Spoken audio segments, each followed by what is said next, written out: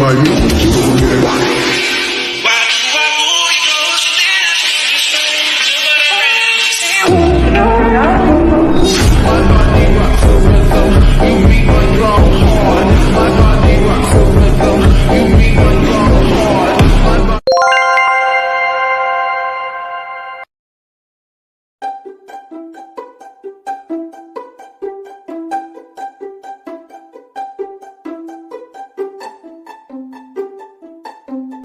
Ketika Lyle baru berusia 13 tahun, dirinya harus menjadi seorang anak yatim piatu. Di hari pertama ia sekolah, ada sebuah bencana gunung meletus dan gempa dahsyat sehingga menghancurkan kota di mana ia menetap, bahkan merenggut nyawa ibu serta ayah Lyle. Letusan gunung api Purba melebihi letusan dari gunung Krakatau dan gunung api Tambora. Beruntungnya, ia berhasil ditolong dan diselamatkan oleh seorang anak lelaki berusia 15 tahun. Anak lelaki tersebut yang bernama Esok. Dengan keadaan yang sama-sama menyedihkan, Esok juga telah kehilangan 4 saudara laki-lakinya. Jadi, hanya selamat dari bencana itu cuman Esok dengan ibunya. Selama kurang lebih 1 tahun dari bencana tersebut, Lyle dan Esok tinggal di sebuah pengungsian. Keduanya tidak terpisahkan, bagaikan kakak dan adik. Semua orang pun mengetahui mereka berdua. Keduanya pun kerap kali membantu petugas pengungsian, sampai akhirnya pemerintah memberikan pemberitahuan untuk menutup tempat pengungsian tersebut. Hal itulah yang menyebabkan Esok dan Lyle menjadi terpisah. Lyle pun begitu sedih. Lyle akan menetap di sebuah panti sosial, sementara Esok nyatanya diangkat menjadi anak oleh salah satu keluarga. Di panti sosial di mana Lyle menetap, dirinya mendapat seorang teman, tepatnya teman sekamarnya yang sangat ceria, lucu, dan penuh akan semangat membara yang bernama Maryam. Akhirnya mereka berdua menjadi sahabat yang tidak pernah terpisah, selalu bermain bersama. Dan di panti sosial ada beberapa peraturan yang perlu dipatuhi dan dilaksanakan oleh Lyle dan juga Maryam. Lyle yang kadangkala merindukan sosok Esok membuat mereka berdua mempunyai jadwal pertemuan yang terbilang rutin. Meski hanya 1 bulan 1 kali, tetapi bagi Lyle, hal tersebut adalah momen yang sangat ditunggu-tunggu dan berarti. Pertemuan keduanya sekadar berbagai cerita dari aktivitas atau kegiatan yang biasa masing-masingnya dilakukan. Namun sayangnya, jadwal rutin tersebut terpaksa berubah ketika Esok harus meneruskan pendidikan di ibu kota. Lyle dan Esok hanya berjumpa ketika liburan semester. Lyle mencoba untuk menyibukkan dirinya dengan berbagai aktivitas yang bermanfaat. Kemudian, Lyle dan Maryam mendaftar dirinya di sebuah organisasi relawan, namun sayangnya mereka tidak diterima karena mereka masih muda, masih umur 13 tahun. Yang diterima untuk menjadi organisasi relawan itu harus 18 tahun ke atas. Tapi akhirnya keinginan mereka berdua terwujud. Akhirnya mereka diterima salah satu organisasi relawan yang paling muda. Tak hanya itu, mereka berdua pun mengukir prestasi. Salah satunya adalah mereka ditempatkan pada sektor 2, di mana ada 2 kota kembar terletak di hulu dan hilir yang dinyatakan berjarak 50 km. Ketika itu bendungan di hulu retak, lalu bila mana bendungan tersebut jebol akan menghancurkan 2 kota kembar tersebut. Memang hanya ada satu cara untuk mencapai hilir ketika itu, yakni berlari secepat mungkin dengan terjangan badai yang luar biasa kencangnya. Dengan keberanian dan aksi heroik yang dilakukan oleh Lyle dan Maryam, keduanya berhasil memperingati kota itu dan jasa mereka nyatanya membuahkan penghargaan. Kesibukan yang dijalani Lyle itu membuat dirinya mampu mengalihkan rasa rindunya pada Esok. Esok setiap kali datang untuk menemui Lyle, menaiki sepeda dengan warna merah yang dulu ketika bencana kerap kali mereka gunakan, lalu dilengkapi dengan topi pemberian Lyle. esok menghampiri tanpa terduga. Namun, sayangnya, frekuensi pertemuan keduanya pun semakin jarang. Lyle dan esok hanya dapat bertemu selama sekali dalam 1 tahun. Itu juga apabila esok tidak sibuk. Lyle tidak pernah menghubungi esok, begitupun sebaliknya. Terkadang dirinya menanyakan kabar esok pada ibu esok, begitupun dengan esok. Usut punya usut, nyatanya keluarga yang mengadopsi esok merupakan keluarga dari seorang wali kota. Singkat cerita dari esok. Esok yang sedang mengerjakan proyek sebuah kapal luar angkasa hendak membawa penduduk di bumi ke luar angkasa guna menghindari bencana dahsyat yang dikhawatirkan akan melebihi gunung meletus pada masa itu. Bencana tersebut yaitu di mana suhu bumi akan semakin memanas yang diakibatkan kerusakan lapisan stratosfer karena keegoisan para manusia bumi. Semenjak peristiwa gunung meletus, iklim di bumi sangat tidak terkendali.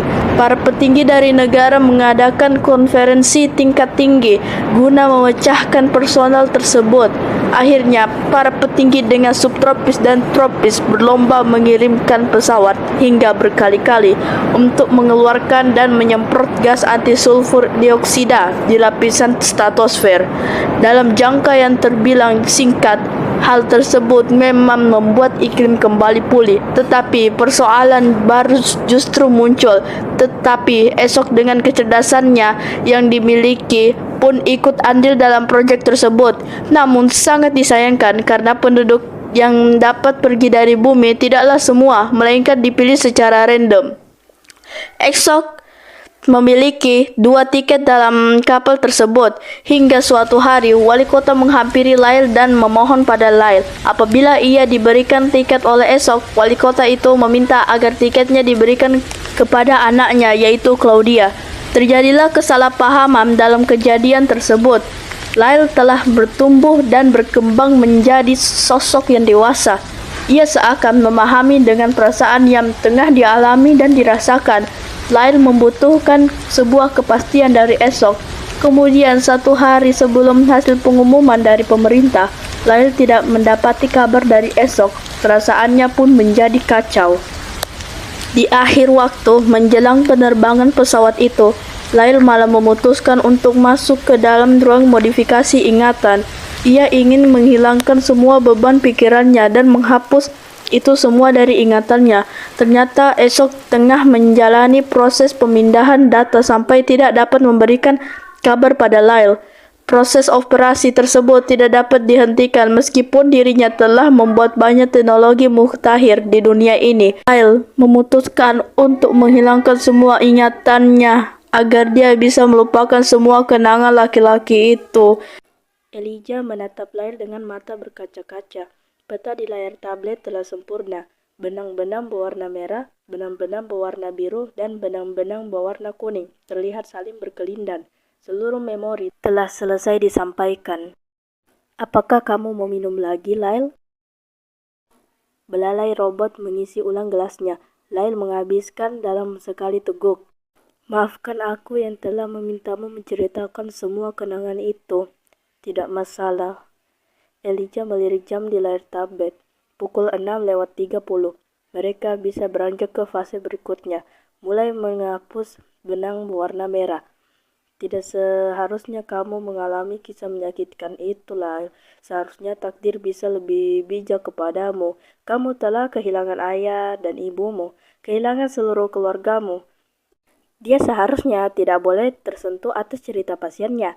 Dia hanya fasilitator. Tapi cerita ini membuat terharu, bahkan membuat lupa bahwa dia juga tidak terpilih sebagai penumpang kapal itu. Aku sudah menangani ratusan pasien di ruangan putih ini. Semua orang punya kenangan menyakitkan. Mereka berhak menghapusnya. Tapi kamu, Lyle, semua kenangan milikmu sesungguhnya sangat indah. Kamu menerima seluruh kesedihan, membalas suratan takdir kejam, bahkan dengan menyelamatkan ribuan penduduk satu kota. Tidak sekalipun kamu protes, tidak sekalipun kamu marah, kamu menjalaninya seperti air mengalir. Bahkan dengan hari-harimu di lokasi pengungsian, di panti sosial, Saat kamu berlari melintasi hujan badai, itulah pembalasan terbaik atas takdir yang sangat kejam. Kisah itu menjadi inspirasi di mana-mana. Bahkan aku berani bertaruh esok bekerja siang malam di laboratorium, menemukan banyak penemuan, juga karena terinspirasi darimu. Kamu kokoh sekali. Tapi lihatlah, takdir kembali menyakitimu. Seakan semua itu belum cukup, takdir sendiri yang mengirimkan laki-laki itu padamu hanya untuk di ujung cerita direnggut begitu saja darimu. Ini sungguh menyakitkan. Lail, aku tidak bisa memaksamu membatalkan terapi ini. Aku mengerti kenapa kamu melakukannya, tapi izinkan aku menjelaskan dampak untuk terakhir kali ini. Sekali mesin modifikasi ingatan dijalankan, maka seluruh benang berwarna merah di saraf otakmu akan dihapus. Kamu akan menghapusnya semuanya. Nak, kamu bahkan tidak akan ingat lagi siapa esok. Dihapus begitu saja. Setiap kali kamu melihat fotonya di televisi, wajahnya di buku-buku, kamu tidak akan mengenalnya lagi. Tidak akan ada kenangan yang tersisa. Apakah kamu paham dampak tersebut dan siap menerimanya? Lail mengangguk pelan. Baik, tapi izinkan aku menyampaikan ini. Lail, anggap saja aku ibumu, seorang ibu yang akan memberikan nasihat terakhir kali. Ratusan orang pernah berada di ruangan ini meminta agar semua kenangan mereka dihapus. Tetapi sesungguhnya bukan melupakan yang jadi masalah, tapi menerima. Barang siapa yang bisa menerima, maka dia akan bisa melupakan. Tapi jika dia tidak bisa menerima, dia tidak akan pernah bisa melupakannya. Lail tersirak di atas sofa hijau. Dia tahu nasihat itu. Maryam pernah membahasnya. Tapi bagaimana dia akan menerima semua kenangan menyakitkan itu? Lail, konfirmasi terakhir, apakah kamu akan menghapus semua kenangan itu? Bahwa Lail tahu, seluruh kenangan itu seharusnya indah, hidupnya dipenuhi hal-hal menakjubkan. Tapi kenapa saat diingat terasa amat menyakitkan, membuatnya sesak? Nasihat-nasihat itu mudah dikatakan, tapi berat dijalani. Apakah karena dia tidak bisa menerima semuanya, tidak bisa memeluk erat seluruh memori itu? Bukankah saat dia mencintai esok, maka yang paling berharga justru adalah perasaan cinta itu sendiri, sesuatu yang mulia di dalam hatinya, bukan soal memiliki, bukan tentang bersama esok. Lail, apakah kamu akan menghapus semua benang merah itu? Di luar ruangan putih itu, di dekat robot-robot mesin yang menahannya masuk sepanjang malam, Maryam akhirnya memutuskan untuk menelpon esok. Maryam tidak akan membiarkan teman terbaiknya tidak pernah menerima penjelasan.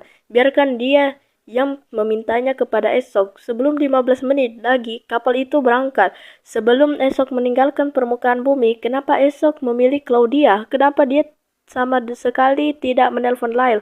Tablet di tangan Maryam segera tersambung ke tablet esok. Gambar esok muncul. Halo Maryam. Halo Sok, Kamu tebak Maryam, aku ada di mana? Aku ada di stasiun kereta kota kita, baru saja turun. Apakah Lail ada di sana? bukankah kau seharusnya ada di kapal itu sekarang? Kapal? Aku tidak ikut berangkat, Maryam. Lail bersamamu sekarang. Kamu ada di mana, Maryam? Ya Tuhan, apa yang sebenarnya terjadi? Bukankah Claudia ikut bersamamu naik kapal? Tidak, Maryam. Claudia naik kapal itu bersama ibuku. Claudia bisa merawat ibuku di atas sana. Aku tidak pernah meniatkan diri naik kapal itu. Hanya saja kapal itu sudah tidak bisa beroperasi tanpa kehadiranku. 1 bulan terakhir, sejak bicara dengan Lail, aku mencari cara agar aku tetap bisa berada di atas sana tanpa kehadiran fisik. Hal terakhir yang harus diselesaikan. Cloning saraf otak, itulah solusinya. Aku meminjam teknologi mesin modifikasi ingatan yang ditemukan beberapa tahun lalu. Aku memindahkan seluruh pengetahuanku ke salah satu mesin pintar, cloning, tiruan otakku. Mesin itulah yang sekarang ikut kapal. Menggantikanku, kamu di mana Maryam? Lail di sana, aku tidak bisa menghubunginya 6 hari terakhir karena harus terus memasang pemindaian di kepala. Mentransfer semua ingatan, tidak bisa dihentikan prosesnya. Semua baru selesai 6 jam lalu. Saat selesai, aku langsung naik kereta cepat untuk pulang. Ini akan membuat Lail terkejut, bukan? Kami bisa menghabiskan waktu bersama, tanpa diganggu proyek apapun lagi. Ini keliru. Aku ada di pusat terapi saraf. Ini sungguh keliru, Sok. Lail berpikir sebaliknya. Dia pikir kamu itu pergi bersama Claudia. Dia tidak tahan lagi. Dia memutuskan untuk menghapus ingatan tentang dirimu. Aku tidak bisa mencegahnya. 15 menit lagi operasi itu dilakukan. Maafkan aku, Sok. Aku tidak bisa masuk ke ruang operasi. Aku tidak bisa menghentikannya. Kamu bilang apa, Maryam? Lail sedang menghapus ingatan tentang dirimu. Esok panik menyadari situasi, lalu berlari menuruni tangga stasiun kereta.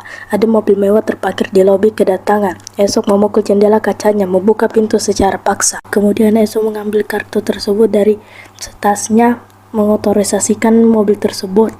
Dan dia berhasil mengendalikan mobil itu. Mobil itu mengambang di atas jalanan aspal. Pemilik mobil yang baru saja kembali ke lobi stasiun berseru-seru, tidak mengerti kenapa mobilnya terbang. Di dalam ruangan, Lail sudah bersiap untuk menghapus memorinya. Akhirnya mesin modifikasi ingatan telah bekerja. Akhirnya Esok tiba di pusat terapi saraf, memaksa masuk ke dalam ruangan tempat Lail berada. Robot mesin itu menolak, dan Esok melepas salah satu besi tiang antrean. Mengangkat tinggi-tinggi, akhirnya terdengar suara mendesik. Pintu itu akhirnya terbuka. Ternyata yang keluar dari ruangan tersebut adalah Lail dan dibimbing oleh Elijah.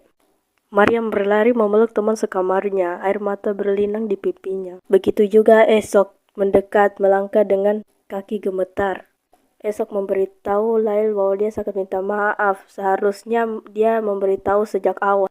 Lail menatap Esok masih dengan tatapan kosong. Esok mengulangi lagi katanya bahwa dia sangat minta maaf. Lail tiba-tiba tersenyum dan berkata, Aku yang memberikan topi biru kepadamu esok. Maryam menatap tidak percaya. Elijah mengangkat tabletnya menunjukkan peta saraf milik Lail. Apapun yang terjadi, Lail akan memeluk erat-erat karena itulah hidupnya. Di televisi, pemimpin 4 negara mengumumkan tentang proyek kapal raksasa tersebut. Umat manusia akan tetap bertahan hidup, tidak di permukaan tapi di luar angkasa.